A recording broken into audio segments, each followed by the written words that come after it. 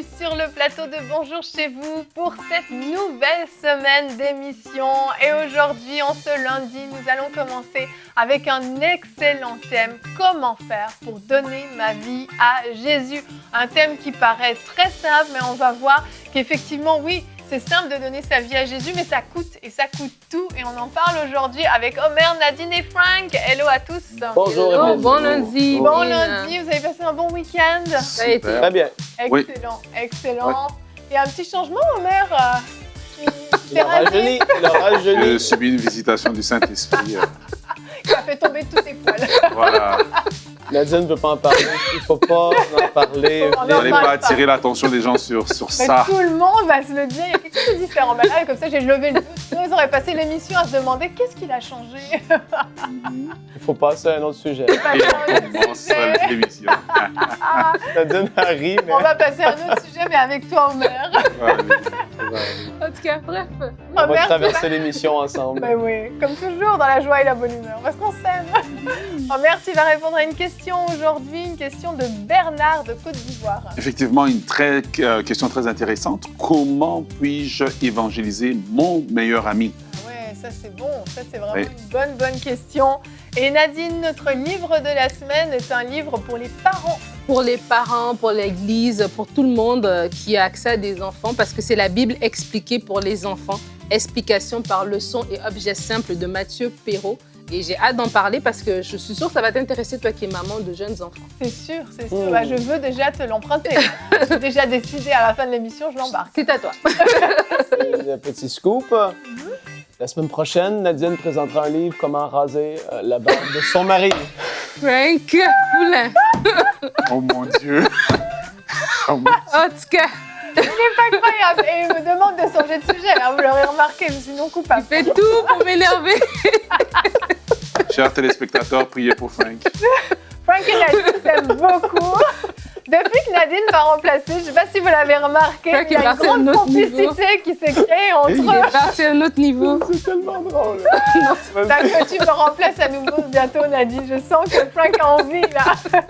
Et Nadine, tu vas remplacer Aurélie, non pas moi, mais Aurélie qui est absente cette semaine. Puis, Et tu vas nous partager un beau témoignage. un beau témoignage de Denise, une dame qui a vécu tout un réveil grâce aux émissions de MCI TV. Elle nous a fait une vidéo, ça va vraiment vous toucher tout à l'heure. Un réveil, rien que ça. C'est Un réveil. cool, Wow. c'est cool. Eh bien, aujourd'hui, on va voir donc comment faire pour donner sa vie à Jésus. Et on commence avec Frank dans la pensée du jour. Et pour pouvoir donner notre vie à Jésus, c'est important de comprendre qu'on a été séparés d'avec Dieu. Beaucoup de gens dans le monde ne vont pas saisir et comprendre ces réalités qui sont tellement pourtant de base, mais qui n'ont pas été enseignées dans des églises très traditionnelles. C'est même plus prêché. On va à l'église par religion. On croit que parce qu'on est dans un bâtiment d'église, ça fait de nous un chrétien, quelqu'un qui est enfant de Dieu, alors que la Bible dit tout le contraire en fait. Et dans 1 Timothée, au chapitre 2 et le verset 5, la Bible dit « Car il y a un seul Dieu et aussi un seul médiateur entre Dieu et les hommes, Jésus-Christ homme. » Jésus est venu réconcilier les hommes avec Dieu. Et ça, il faut le comprendre. En fait, on a été, du moment où on a péché, on a été séparés d'avec Dieu. C'est-à-dire que la connexion qu'on pouvait avoir a été brisée à cause du péché. Et là, la seule façon avec laquelle on peut se réconcilier avec lui, avec laquelle on peut refaire la paix avec Dieu, je vais le dire comme ça, c'est au travers du sacrifice de Jésus à la croix. Et là, j'explique les choses très simplement parce que beaucoup de gens vont suivre des émissions chrétiennes, mais ils ne sont même pas sauvés eux-mêmes. Ils n'ont jamais fait la paix avec Dieu. Ils n'ont jamais vécu cette réconciliation qu'il peut y avoir au travers de Jésus. Donc, Jésus est venu pour pardonner les péchés de l'humanité, et ça, il faut le comprendre. Et le moment où est-ce que vos yeux ou mes yeux se sont ouverts sur notre état spirituel, c'est-à-dire que spirituellement, on était mort. J'avais les yeux fermés, je ne voyais pas, je ne comprenais pas les péchés dans ma vie, je ne comprenais pas qu'à cause de ces choses, j'étais séparé d'avec Dieu. Et à cause de ces choses, du moment où ce que je mourais dans cet état, la Bible est tellement claire et c'est une réalité, je ne me retrouvais pas au ciel comme beaucoup de gens vont le prétendre ou le croire parce qu'ils ont été baptisés étant bébés ou parce qu'ils croyaient que Dieu existait. Je me serais retrouvé en enfer à cause de mes péchés. Mais Jésus, c'est la grâce de Dieu manifestée sur cette terre. Il est venu réconcilier les hommes avec lui. Et donc aujourd'hui, la première chose qu'on doit comprendre et qu'on doit vouloir faire, c'est ce premier pas vers Jésus, vers l'œuvre de la croix, vers ce qu'il a fait pour vous et moi, et de dire, Seigneur Jésus, aujourd'hui, je réalise que j'ai jamais même demandé pardon pour les péchés que j'ai faits. Je me suis jamais même approché de Dieu avec cette pensée-là, avec cette mentalité-là, avec cette approche de dire, Seigneur, je regrette en fait, et je reconnais que dans ma vie, il y a le péché à plein de niveaux.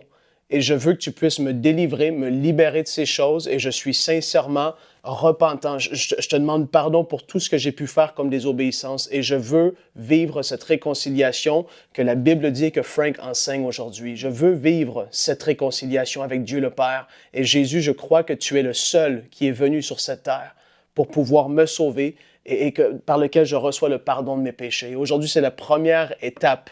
Mais là, restez à l'écoute parce que dans la discussion, on va en parler, on va donner beaucoup d'autres points très importants. Mais comment est-ce qu'on fait? On reconnaît qu'on est pécheur, qu'on a été séparés d'avec Dieu et qu'au travers de Jésus, on peut recevoir le pardon de nos péchés pour revenir à la vie spirituelle.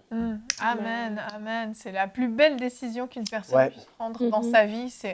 C'est la décision qui a personnellement bouleversé toute ma vie à jamais. Ouais. Vraiment, c'est pas un petit bouleversement, une petite saison dans la vie, c'est un bouleversement de vie qui te bouleverse jusque dans l'éternité. Complètement. C'est ça qui est extraordinaire.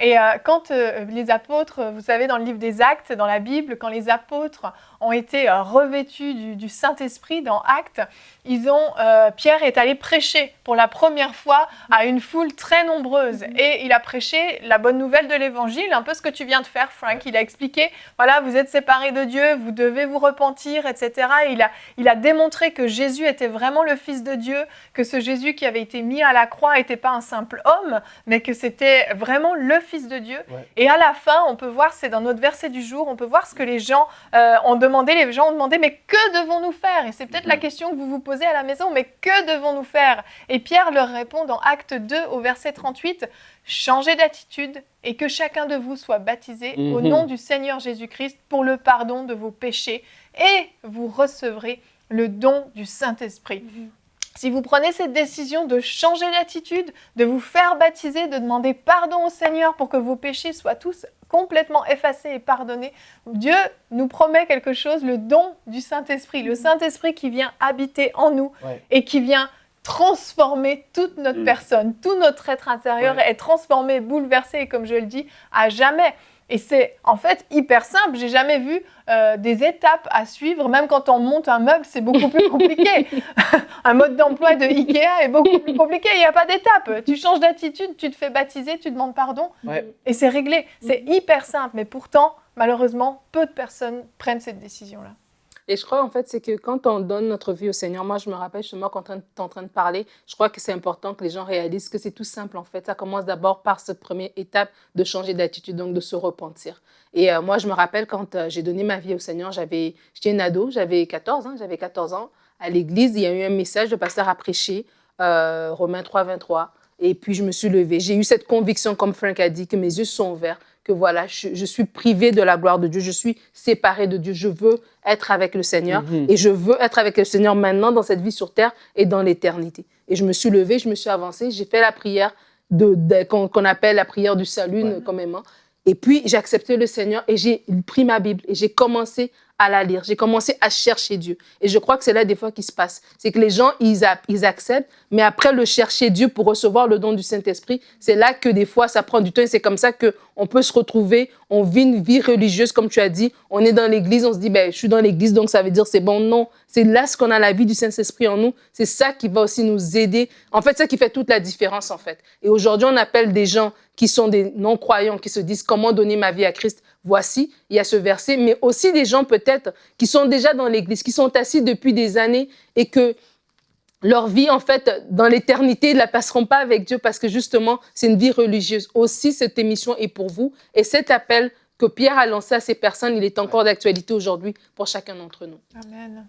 Et le verset des Actes dit, changez d'attitude, la repentance, et puis faites-vous baptiser. Et dans ce contexte, on doit comprendre que ce baptême, en fait, était un acte public de ce qui s'était passé en privé. En fait, ce baptême dont l'apôtre Paul va parler dans 1 Corinthiens, c'est pour dire, vous êtes morts.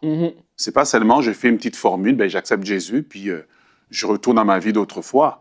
Il dit non, là, vous êtes mort. Le baptême, c'est la mort pour revenir à la vie, à une vie nouvelle que Christ nous donne. Et ça, j'aimerais vraiment le souligner. Voilà pourquoi c'est important de s'assurer qu'un jour, on a pris cette décision, mais encore une fois, d'avoir posé un acte public, parce qu'on retrouve aussi plein de gens qui ont fait une confession, mais qui n'ont pas été plus loin. Le Seigneur Jésus dit de naître de nouveau par la repentance et de passer par les eaux du baptême, où je dis, je suis mort à mon ancienne vie et je vis maintenant dans une vie nouvelle.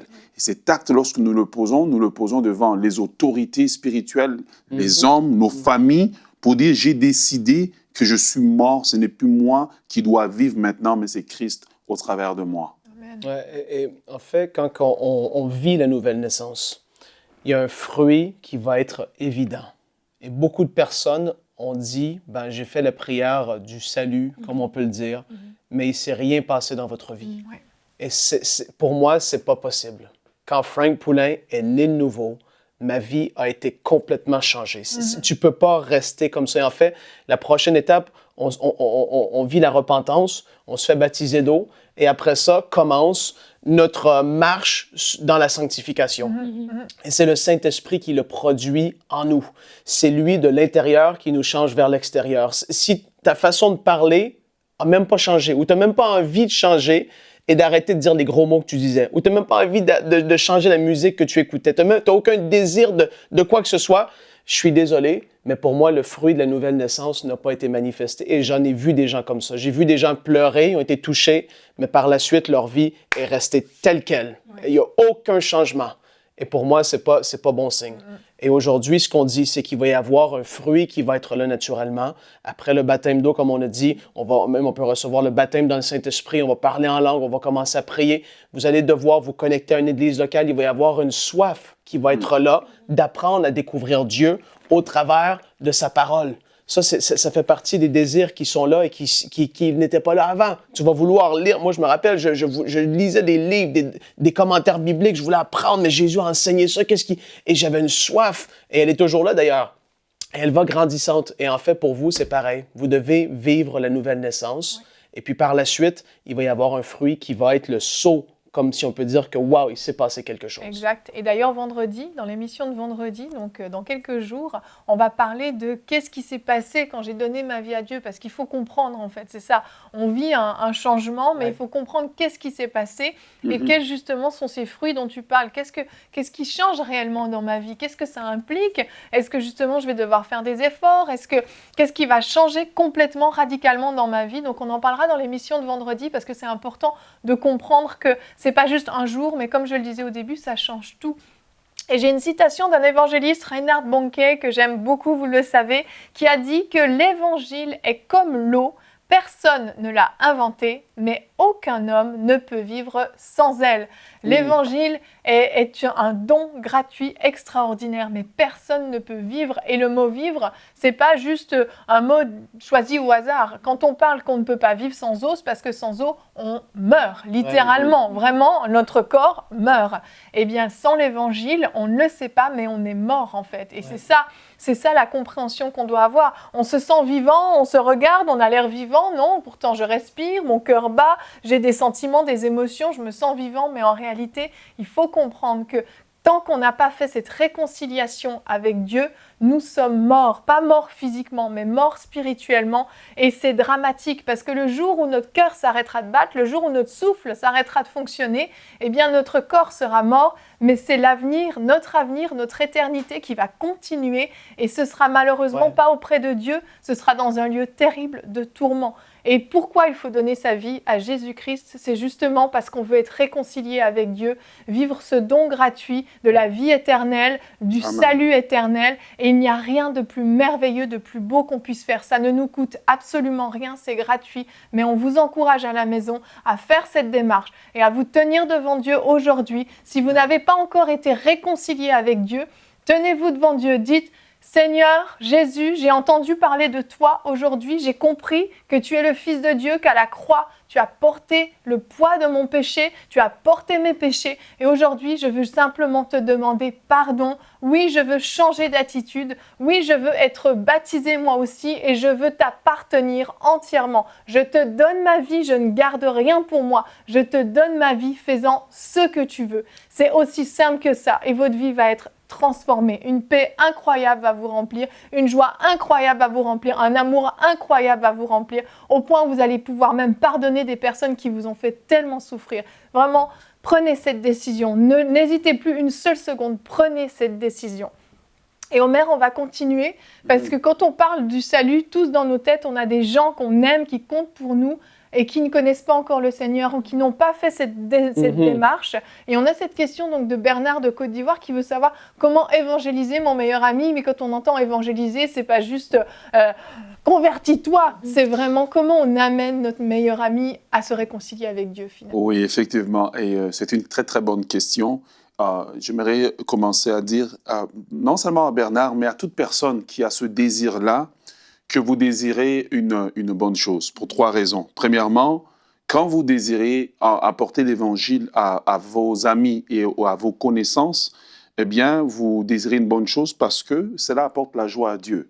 Dans Luc chapitre 15, le verset 7, la Bible dit, de même, je vous le dis, il y a plus de joie pour un seul pécheur qui se repent que pour 90 justes qui n'ont pas besoin de repentance. Donc, vous désirez quelque chose qui apportera la joie à Dieu et apportera la joie au ciel. Deuxièmement, quand vous désirez apporter l'Évangile autour de vous, eh bien, vous prouvez à vos proches et à vos amis que vous les aimez. Parce que la décision qu'ils vont prendre, ça sera pour passer l'éternité avec Dieu à un endroit qui est beau, à un endroit qui est parfait, là où il n'y a ni larmes ni souffrance. Donc, vous leur offrez la meilleure chose que vous pouvez leur offrir, c'est leur offrir le message de l'Évangile. Eh bien, lorsque vous décidez et vous avez le désir ardent d'apporter l'Évangile autour de vous à vos amis, la troisième des bienfaits de cela, c'est que vous prouvez que vous n'avez pas honte de l'Évangile.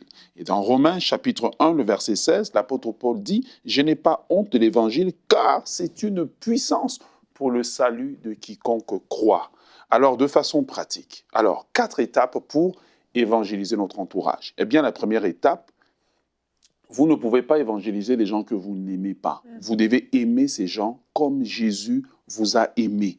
Vous devez les aimer parce que Dieu les aime. Dans Romains chapitre 5, verset 8, la Bible nous dit « Mais Dieu prouve son amour envers nous. On sait que lorsque nous étions encore pécheurs, Christ est mort pour nous. Christ était la démonstration de l'amour de Dieu. » Donc, pendant que ces gens sont encore des pécheurs, pendant qu'ils vont peut-être dans les boîtes de nuit, pendant qu'ils font plein de choses qui sont mauvaises, Dieu vous appelle à les aimer et non à les juger, mais à les aimer tels qu'ils sont. Pas aimer ce qu'ils font, mais à les aimer eux en tant qu'individus.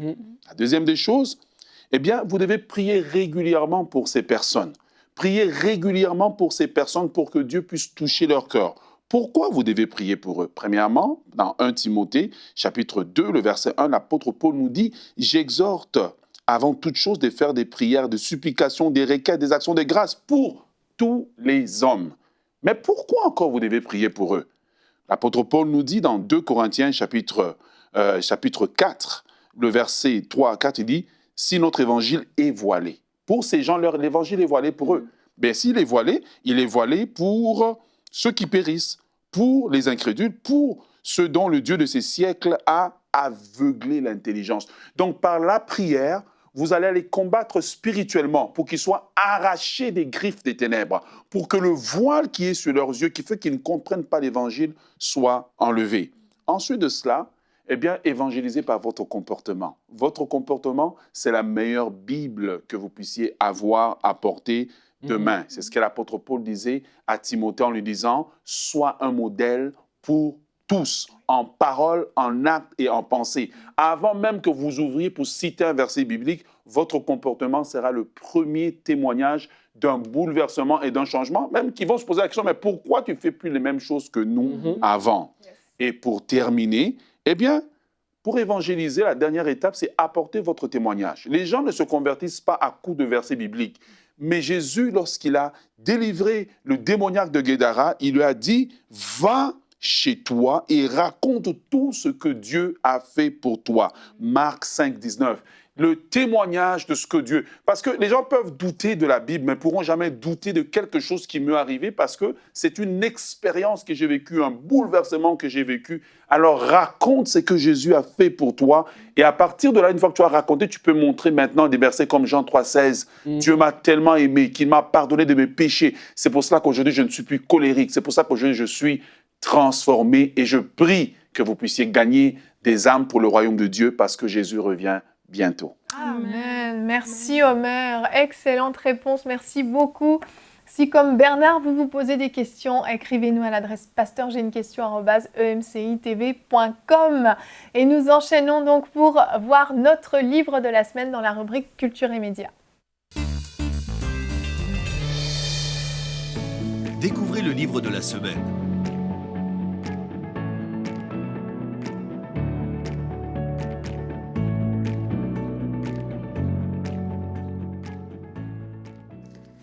Alors Evelyne, comme je te disais en début d'émission, je présente le livre La Bible expliquée pour les enfants, explication par leçon d'objets simples de Mathieu Perrault. Mathieu Perrault est un pasteur à Momentum, à Bordeaux, et il est père de famille aussi, il a 4 filles. Et donc, il a des jeunes enfants. Et Papa courageux. Et il a un papa d'expérience. Il a 15 ans aussi à servir les enfants dans le ministère parce qu'il est pasteur des enfants, justement, à Bordeaux. Pasteur de l'enfance et de la famille. Et donc, du coup, il a fait ce livre ici qui va se diviser en 3 parties, la relation avec Dieu, la relation avec soi et la relation à l'autre. Et il dit que, tu sais, on dit souvent que les enfants, c'est l'église de demain. Mais il dit en fait, aujourd'hui, on doit parler à ces enfants-là. C'est aussi l'église d'aujourd'hui, c'est pas juste de demain. Et donc, du coup, il donne des façons d'apporter l'évangile à nos enfants. Et je trouve ça super bien. Je pense que ce livre s'adresse à tout le monde, qu'on soit parent ou oncle, tante, grand-père, peu importe, qu'on ait accès à des enfants, mais aussi même en tant qu'église, par rapport au département du ministère des enfants à l'église, à l'école du dimanche, c'est aussi des bonnes leçons. En fait, ce qu'il fait, c'est qu'il prend un verset biblique. Je vais vous expliquer, regarde. D'un côté, il y a une explication.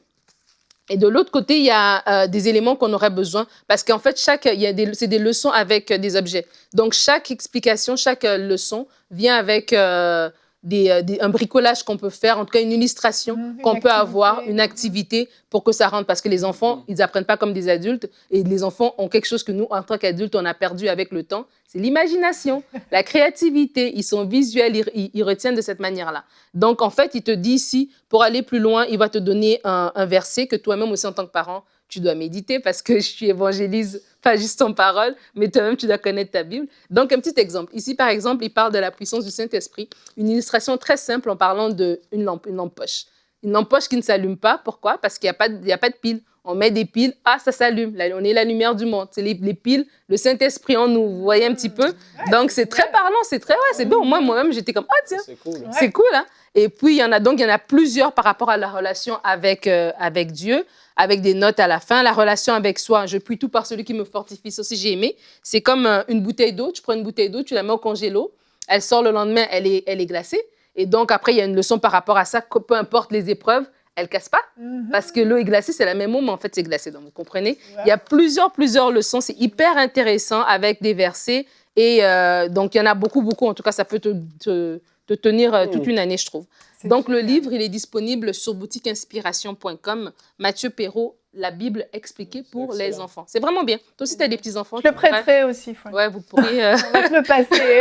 On va l'acheter, carrément. On va l'acheter, c'est ça. Soutenons les ministères. Il faut encourager parce qu'il y a peu de choses comme ça pour les enfants. Et c'est très bien fait. Même la couverture et tout, il est beau. Il est très bien fait. C'est génial. En tout cas, merci Nadine pour cette belle découverte. Et on reste avec toi. Et on passe donc à la rubrique témoignages.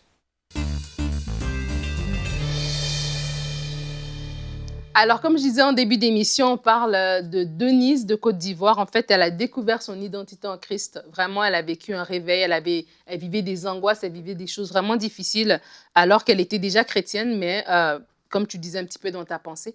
Et vraiment, elle a eu un déclic pendant le confinement. Elle a commencé à regarder MCI et elle a découvert vraiment le Seigneur. Et elle nous a fait une vidéo qu'on va pouvoir regarder. Bonjour à tous, bonjour la famille UMCI TV, c'est Denise. Alors, j'ai découvert mon identité en Christ grâce à toutes ces émissions, grâce à votre dynamisme et tout. Et je voulais vraiment vous dire merci. Il faut dire qu'avant l'émission, j'étais, compte tenu du Covid et tout. J'étais une personne super stressée, angoissée. J'en étais même malade. Et aussi, compte tenu du fait aussi qu'à un moment donné de la marche, j'ai régressé. Je me posais plein de questions de savoir si j'étais sauvée, est-ce que si le Seigneur vient aujourd'hui, je serai enlevée. Je me posais plein de questions. J'avais peur de la mort, j'avais peur de rester seule. J'avais du mal à m'endormir. J'étais vraiment troublée, peur du diable, pensant qu'il pourra me faire quelque chose. Je pensais que le Seigneur m'avait rejeté, qu'il ne m'aime plus, qu'il ne me regardait plus. Et un jour, toutes les émissions m'ont fait du bien, mais un jour, je suis tombée sur l'émission Parole de femme avec le thème Expérimenter sa liberté spirituelle. Et ça a été un déclic. Et ça a réveillé en moi, ça m'a fait comprendre l'amour du Seigneur, ce que Dieu a fait pour moi et ce que je suis aujourd'hui. Une nouvelle créature, une personne que Dieu aime. Et aujourd'hui, je continue de marcher avec le Seigneur, de le chercher davantage. Je tenais à vous dire merci et que le Seigneur vous bénisse.